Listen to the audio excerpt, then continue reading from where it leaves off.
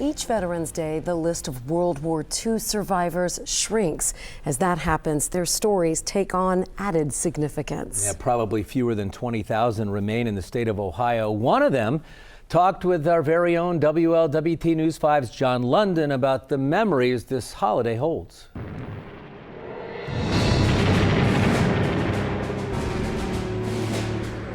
81 years ago, Corporal Walter Stitt was wounded and scampered onto another tank after his was blown up.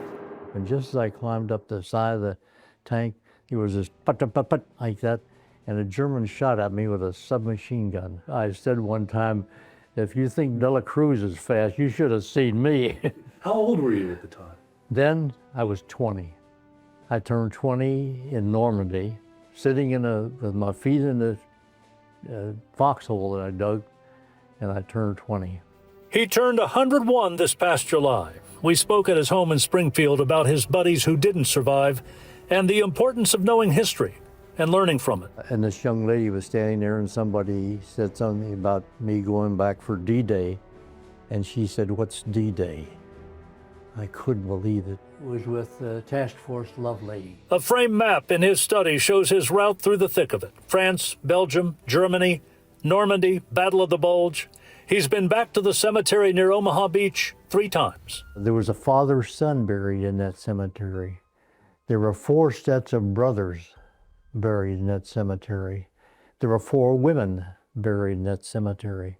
But you look at that big, huge field of nothing but crosses and Star Davis, and both of the times I was there, tears came into my eyes. It's just hard to believe all of those young men buried there in that field. The Purple Hearts that I was awarded. He has mementos of World War II, a belt buckle taken off a dead German soldier, shrapnel removed from his own scalp. He started pulling these pieces out and dropped them in a tin, and I could hear him clink, clink, clink. And finally I said, "Can I have one?" He gave it to me, and I stuck it in my pocket.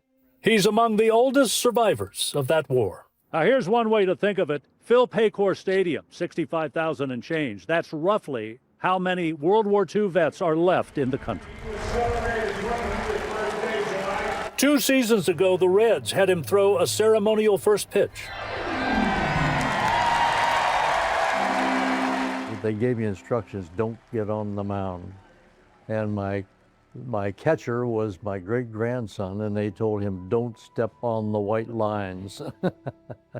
He cherishes the ball and all that led up to it. Said, here's one that I wrote to my brother. His mother saved and numbered every one of the 92 letters he wrote. This one is one of the early ones from overseas that has an APO number on it. 50 years after being wounded in the village of Fraiture in Belgium, he returned and was given this handmade remembrance. And inside it says, "Thank you for freedom." Along with the photos, newspaper clippings, souvenirs, this veteran of the greatest generation had one piece of advice from his century of growing up, going to war, and living to tell about it. We need to find some other way to settle our differences than trying to kill each other. He has 2 Purple Hearts, wrote a book about life after 3 Sherman tanks get blown to smithereens, returned to Normandy for the 80th anniversary of D-Day, a widower, minister, aging soldier who said he could talk with us anytime except Friday during happy hour. Some things in life are well earned. John London, WLWT, News 5.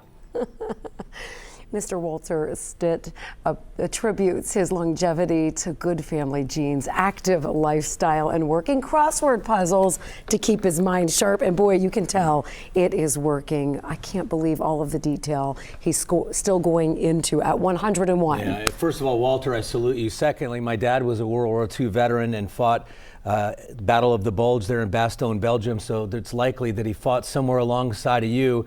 And I just want to thank you for talking, because if I could take something back, my dad died in 2006. He told a lot of stories, and I think when I was younger, I didn't really listen as much as I should have.